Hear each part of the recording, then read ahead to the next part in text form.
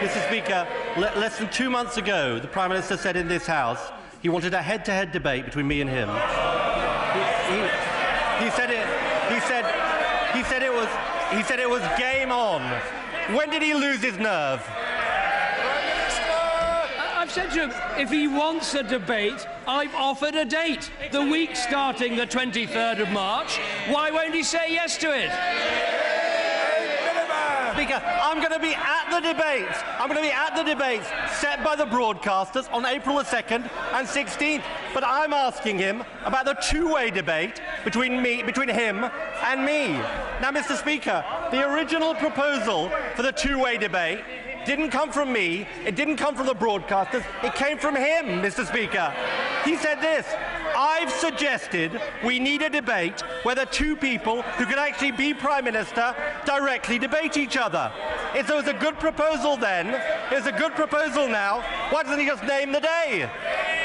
Prime Minister! He said any time, any place, anywhere. I've told him the 23rd of March, let's hold that debate. But I'll tell him what has changed. We've now got a situation where it's obvious Labour can't win without the SNP. He says we need the two leaders. We need the two leaders who can call the tune. That's me and Alex Salmond. So let's have the debate.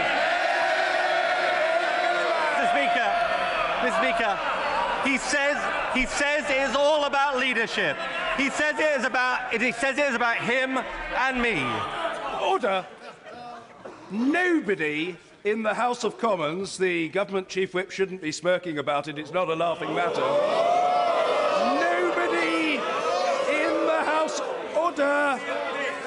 Nobody in the House of Commons should be shouted down. And I've got news for members. However long it takes, it is not going to happen. Members will be heard. Ed Miliband. Mr. Speaker, these are pathetic, feeble excuses. Can we now take it that there are no circumstances that he will debate me head-to-head between now and the general election?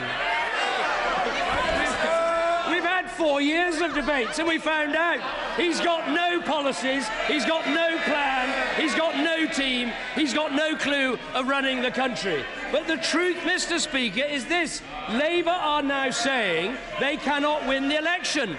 Here is the leaflet they put out in Scotland. I think the SNP might be interested in this. At the general election, we need to stop the Tories being the largest party. They're not trying to win, they're just trying to crawl through the gates of Downing Street on the coattails of the SNP. So what he's got to do is prove that he's not a chicken and rule that out. Yeah, there's only one person preparing for defeat, and it's this Prime Minister. Now, he's not going to be able to wriggle off this. This is what he said before the last general election. He said this: we have the opportunity to debate at Prime Minister's questions, but that is a very different matter to a proper television debate during a general election campaign. And he said this: when Parliament is not sitting and when people will be most receptive to engaging in political discussion. Now, Mr. Speaker, we know he lost to the Deputy Prime Minister last time. Why doesn't he just cut out the feeble excuses and admit the truth? He's worried he might lose again. Quite amazing. He wants to talk about the future of a television programme. I want to talk about the future of the country. Four questions, 3 weeks to go. He can't talk about jobs because we're growing jobs. He can't talk about unemployment because unemployment's plummeting. He can't talk about inflation because it's at a record low. The truth is, he's weak and despicable and wants to crawl to power in Alex Salmond's pocket. Mr. Speaker, if he's so confident, why is he chickening out of the debates with me? Everyone can see it. And Mr. Speaker, I'll tell you why this matters. Because it goes to his character. It goes to his character. Because the public will see through his feeble excuses. Instead of these ridiculous tactics, why doesn't he show a bit more backbone? and turn up for the head-to-head debate with me anytime, anywhere, any place.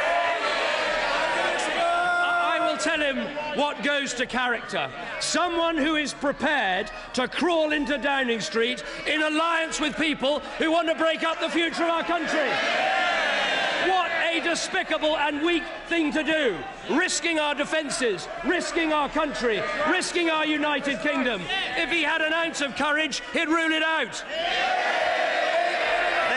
There's only one person who's a risk to the integrity of the United Kingdom, and it's this useless Prime Minister. Yeah.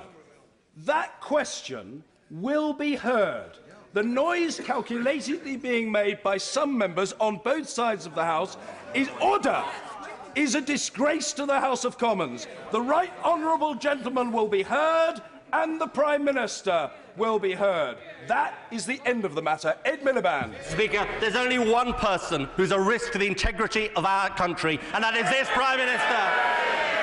And on the head-to-head debates, we've learnt something about him, Mr. Speaker, because like all bullies, when the heat's really on, he runs for cover.